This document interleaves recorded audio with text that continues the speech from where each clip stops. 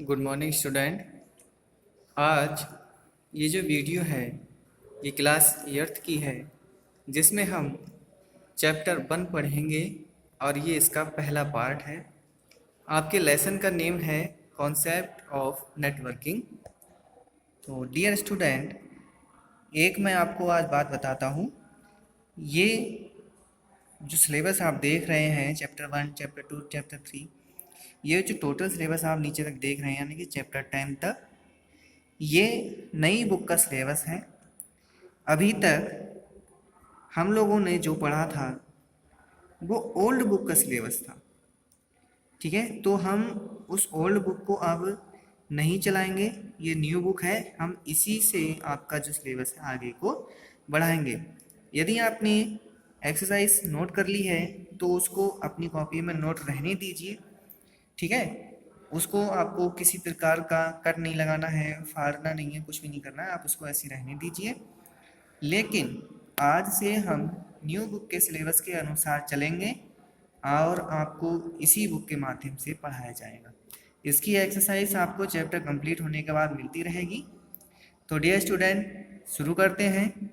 शुरू करने से पहले आपको बता दूं, आप चैनल को ज़रूर सब्सक्राइब कर लीजिए और घंटी वाला जो आइकन होता है उसे दबा दीजिए ताकि आपको सारी वीडियो टाइम पर मिल सकें, ठीक है। तो चलिए शुरू करते हैं। पहला चैप्टर नेम है कॉन्सेप्ट ऑफ नेटवर्किंग, यानी कि नेटवर्किंग कॉन्सेप्ट्स को पढ़ेंगे। Network entails a number of computers and other devices that are connected together so that equipment and information can be shared. Computers that are a part of a network can share resources, information, and at the same time work independently. Network can be of various size. There can be a large of thousands of computers and as small as just 2 computers. In this chapter, we will discuss the ideas, principle related to the network. होता क्या है, हम सभी जानते हैं dear student कि कुछ network बड़े भी हो सकते हैं, कुछ छोटे भी हो सकते हैं, ठीक है। और एक इंफॉर्मेशन इसमें क्या होती है, जैसे मान लीजिए हम लोग हैं, अगर हम लोग आपस में एक दूसरे से कनेक्टेड हैं या जुड़े हुए हैं तब हम अपने विचारों को एक दूसरे से साझा कर सकते हैं। सेम उसी प्रकार कंप्यूटर के नेटवर्क में भी इंफॉर्मेशन को एक जगह से दूसरी जगह या एक कंप्यूटर से दूसरे कंप्यूटर में आसानी से भेजा जा सकता है।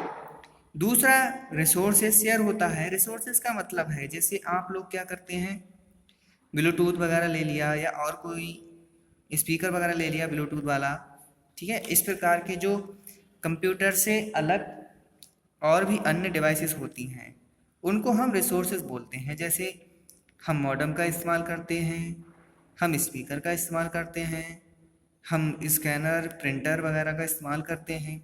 तो हम इन सारी चीज़ों को भी नेटवर्क में साझा कर सकते हैं। दूसरी हेडिंग है जो आपको दिख रही होगी, significance of a network. Network are established for the purpose of sharing and saving information. They have made communication cheaper and faster and also help in saving resources. Let us see how a network can help us in a detailed way. मतलब ये है कि जो हमारा network होता है वो इसलिए बनाया जाता है ताकि इंफॉर्मेशन को शेयर कर सकें और सेव कर सकें, ठीक है। इनकी मदद से हमारा जो कार्य होता है वो सस्ता भी पड़ता है, तेज भी रहता है और हमारे जो उपकरण हैं या जो अलग पेरिफेरल डिवाइसेस हैं उनको भी बचाता है। तो चलिए विस्तार से जानते हैं। पहला पॉइंट जैसे कि आप देख रहे हैं, शेयर एंड सेव रिसोर्सेज। मतलब रिसोर्सेज को हम आपस में शेयर भी कर सकते हैं और उन्हें बचा भी सकते हैं। जैसे मान लीजिए अगर आप नेटवर्क में एक प्रिंटर का इस्तेमाल करते हैं, आपके नेटवर्क में 10 कंप्यूटर जुड़े हुए हैं, तब आप एक ही प्रिंटर के माध्यम से सारे कार्य को कर सकते हैं। आपको अलग अलग प्रिंटर की आवश्यकता नहीं होगी।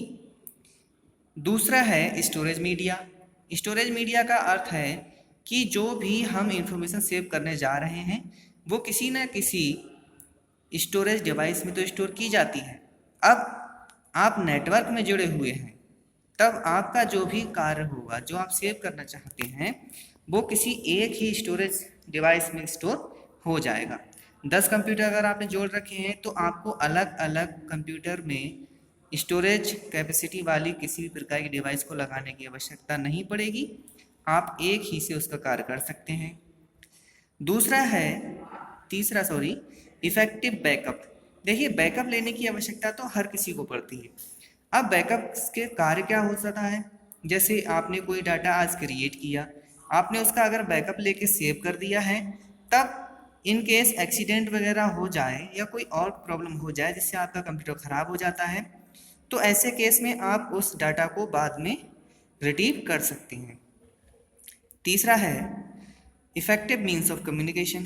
कम्युनिकेशन का मतलब होता है बातचीत, वार्तालाप। तो नेटवर्क के माध्यम से हम बहुत आसानी से अपनी बातचीत को एक दूसरे तक पहुंचा सकते हैं। जैसे आप किसी प्रकार का ग्रुप अगर बना लेते हैं, तब आप एक ही इन्फॉर्मेशन को यदि ग्रुप में भेजें, तब आपका जो कम्युनिकेशन होता है वो ग्रुप के माध्यम से तेज हो जाता है, आसानी भी हो जाती है। जैसे मान लीजिए 50 लोगों को ग्रुप बनाया, कोई इन्फॉर्मेशन भेजनी है तो आप 50 लोगों को अलग अलग भेजेंगे। यदि आपने ग्रुप बना रखा है, तब वो इन्फॉर्मेशन एक ही बार में सभी लोगों तक सेंड हो जाएगी। नेक्स्ट है शेयरिंग इन्फॉर्मेशन। ये तो मैंने आपको बता ही दिया, इन्फॉर्मेशन वही, कोई भी जानकारी आप अगर शेयर करना चाहते हैं तो वो बड़ी आसानी से शेयर हो जाएगी। नेक्स्ट है मेक्स एडमिनिस्ट्रेटिव इजी एडमिनिस्ट्रेशन। अब ये भी रहता है कि आपने जो एडमिन बनाया है ग्रुप में, उसमें, तो वो आपको सारी हर प्रकार की वो चीज़ देगा, मतलब सर्विसेज देगा।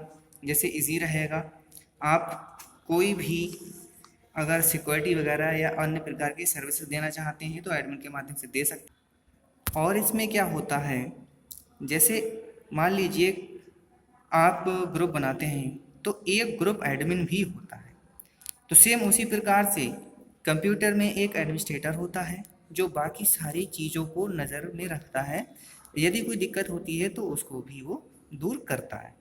ठीक है। नेक्स्ट है इफ़ेक्टिव सिक्योरिटी मेजर्स।